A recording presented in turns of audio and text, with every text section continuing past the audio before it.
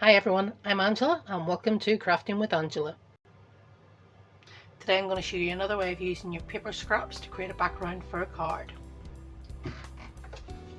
So for this card I have a 5x7 card base folded in half and the matching envelope, and I have cut this down.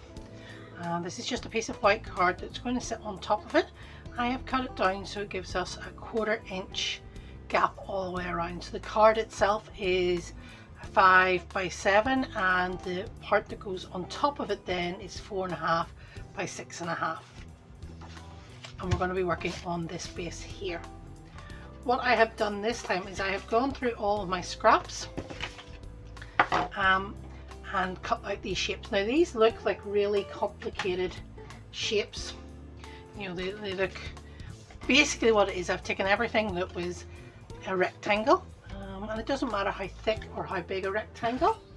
I've taken it, I haven't gone bigger than, I think it's about 1.5 inches width, but I've taken it and I've just cut those rectangles down in half like that to give me these triangles. And this is going to become a sunburst card. So I have the different pieces of card here. I am trying with this one not to go over, to repeat the same pattern more than once. So all I'm going to do now is with my scraps, just going to kind of arrange them here by height.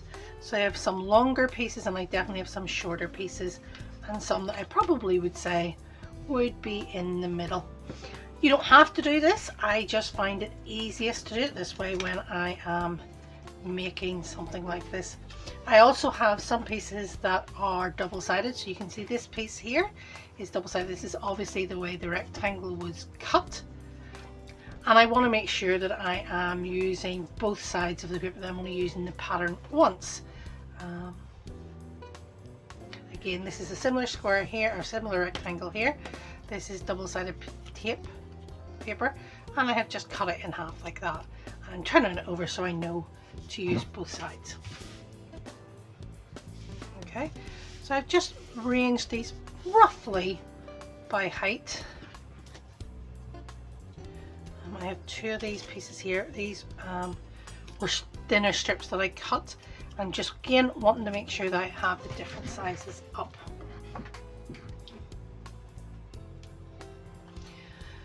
Now we're going to be sticking these pieces down onto our card mat.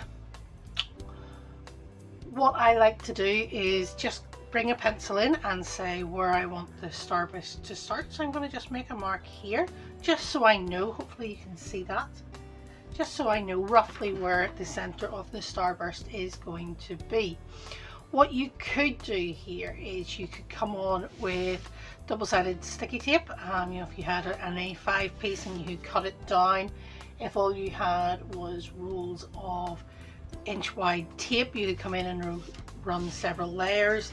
If you had an ATG, you could come in and run ATG, or you could use either a wet glue or a glue stick and do that. What I'm going to do this time, just to make life easy for myself, is I am going to come in with my ATG tape and just literally run strips along here.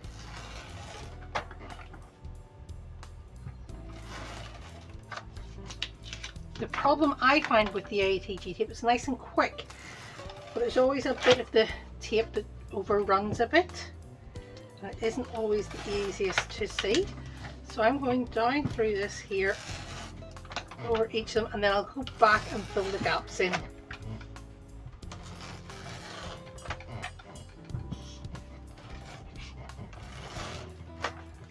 I'll turn this around now and fill this one in here. Fold the tape back on itself so it's all on the one side of the board,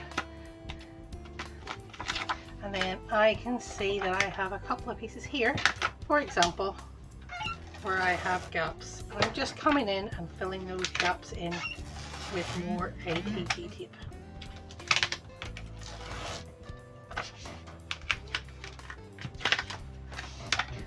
one down the side here, just because I know all those ends are not necessarily the neatest. Okay, and that's me. And now I can still see where the square is. Just notice there's a gap down this edge, so let me just go in and pull this down. And then I'm just going to fold it back up like I did the other pieces to make sure it's not over the edge. Okay. The tape is making this roll up a bit, but that's it. What I'm going to do now is start with my longer pieces. And the reason for that is because the longer pieces are the pieces that we want to fit from there all the way to the longest edges, okay?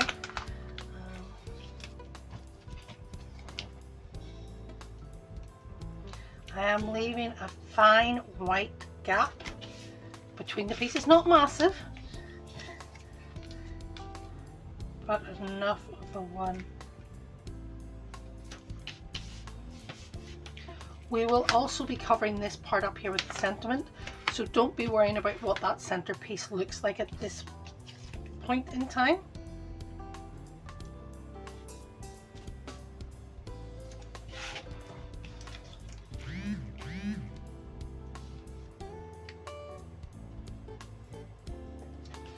I haven't thought too much about color combinations here or anything like that, so I'm not overly worried about what's going where. On my last scrap video I made sure I only had the blues and green colors. This one I've literally just gone through all of my scraps and just found ones that were the right shape, so that I'm not paying too much attention to colors. We have a bit of everything in here.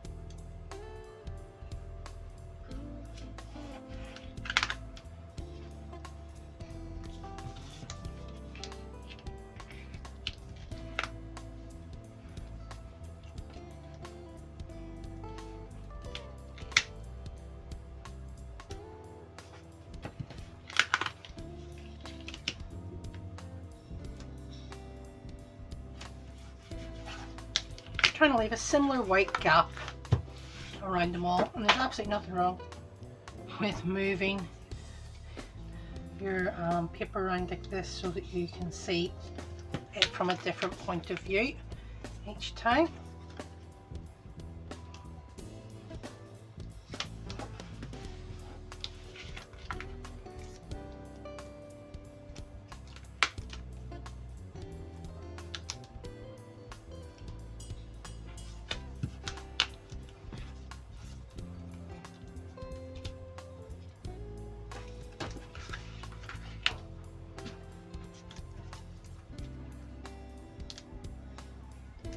All you want to make sure is when you're laying your pieces down that there's enough in the piece to go from where the center point is to the edge.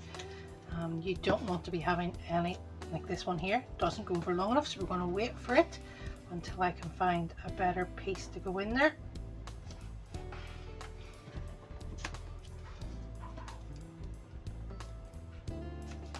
Okay, this piece then should fit better in this space, so we're going from the center out.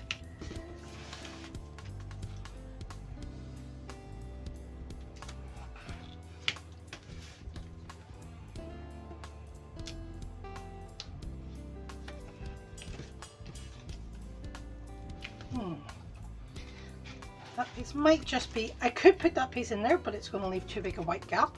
So the piece that I cut to show you how to cut them down actually fits in there perfectly. And this is what we have. We now see all I have left is 2 pieces of scrap. I can go back into my scrap pile, and then this is the overall board. So I'm just going to turn it over, come in with my bone folder and give it a really good burnish. Remembering that these card pieces are different thicknesses, so there may be slightly different qualities. It's important to come in with that and really push that down, make sure it's burnished all over. And then all I'm going to do is come in with the scissors and trim it down.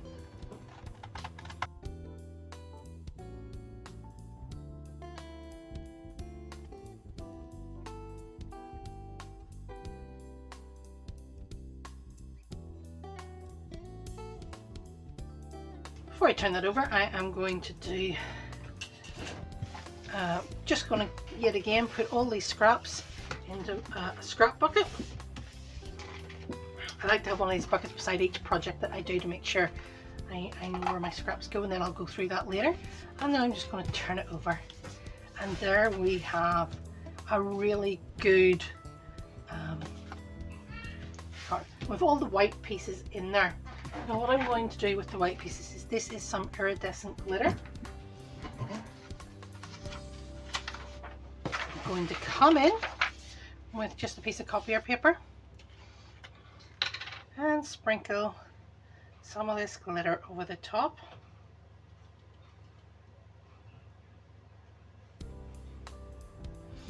And then come in with my fingers and just rub it in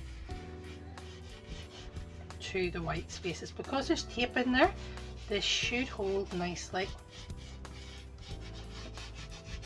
Don't need anywhere near as much of the glitter as I put down, but I just like to make sure I'm not going short with it anywhere. Okay. Top that off for a minute.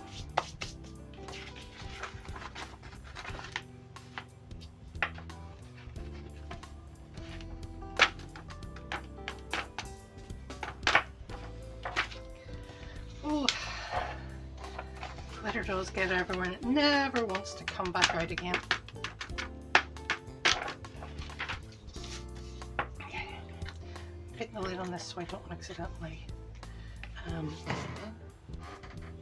make a mess of it somewhere.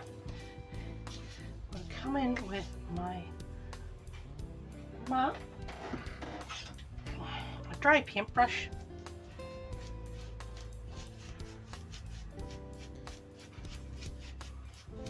All I'm doing now with the dry paintbrush is coming off and making sure to brush as much of that off as possible.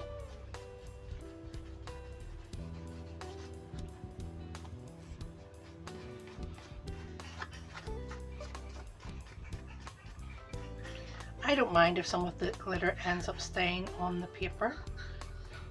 It's not something that overly bothers me because I think it just gives a nice shine to the whole page. But if that is something that you don't like, you can come in with a dryer sheet, one of those lint sheets, and use it to rub the top of it off if that is better. Okay, and there we have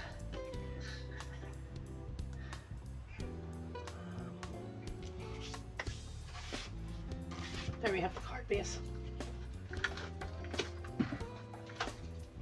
So to finish this card off, I'm going to stamp a sentiment out. So I have a sunburst here, well, sunburst, a circle with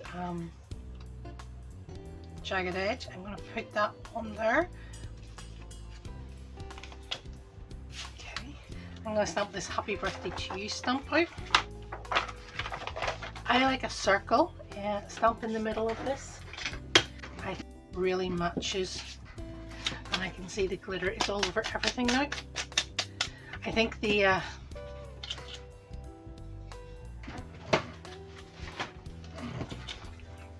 I really like when we have a circle in the middle of this because I think it just adds to the feeling of the card. I'm just trying to debate what colour of ink I want to have this on. White.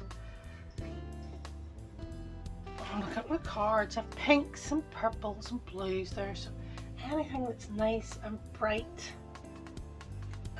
I'm going to come in with sweet plum, so it's like a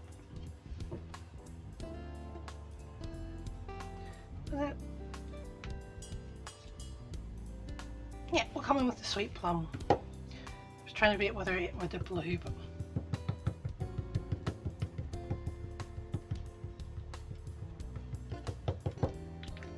okay. This is a circle, so it doesn't matter whether it's upside down, which is just as well since this is upside down now, but just coming in, pressing it down, not too hard, but give it enough time for the paper, the ink to transfer from the stamp to the paper. We'll lift it up and we get a good image like that.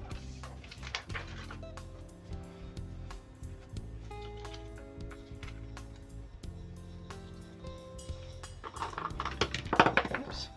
Put the ink away, and then again I'm going to come in with some more ATG, if I can get the ATG gun to work. Okay.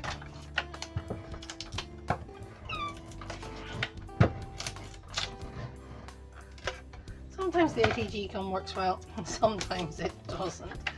Oh. This is a light piece of card, so I'm not overly worried about how much tape is on the back. And then I'm just going to come in like this and stick it down in the center.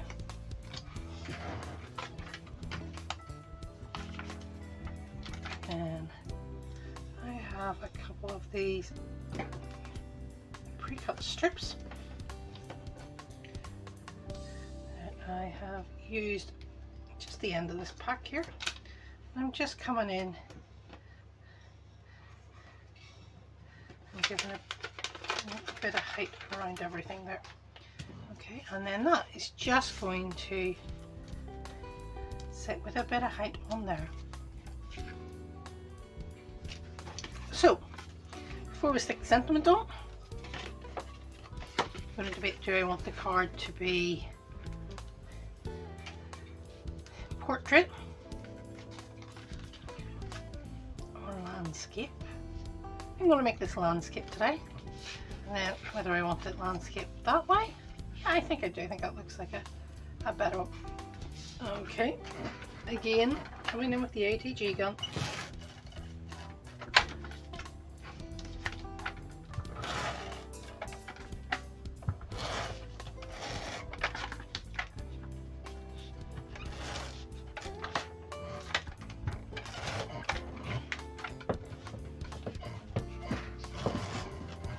There's always that one piece that doesn't like you.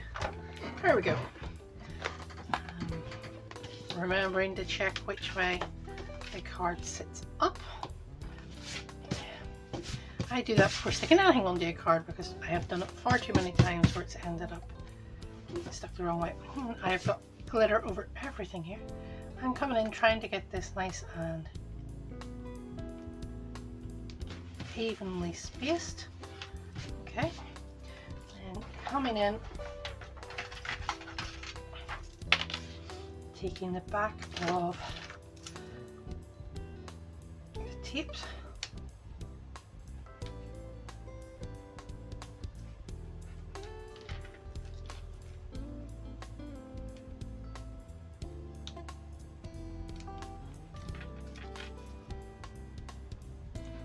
which was normally best way to take back enough tape. Sometimes it can feel a bit footery. But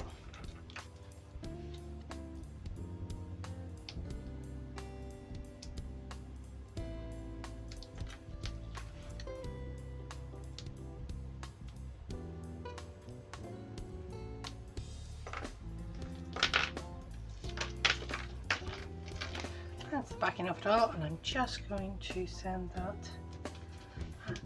to there.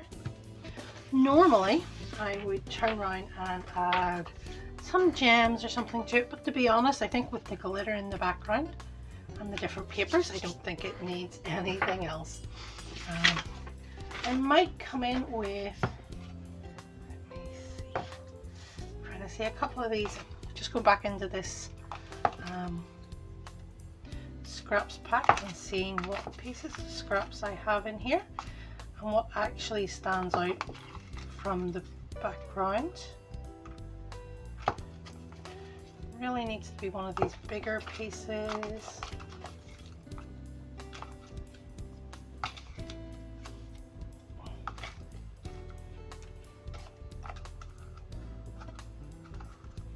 Okay, so again, I could stick this in.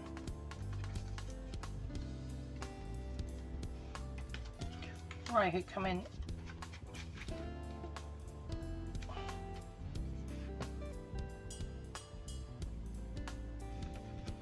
that works well there. Just trying to be it for the envelope if I want just to do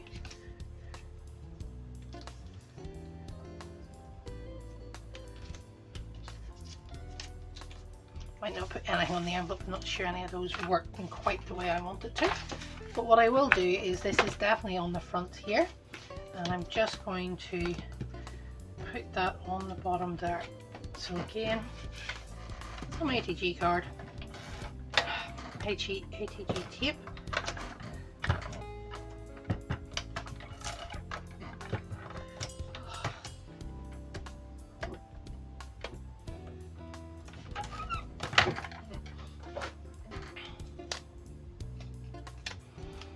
and just sticking it on the inside of the card there.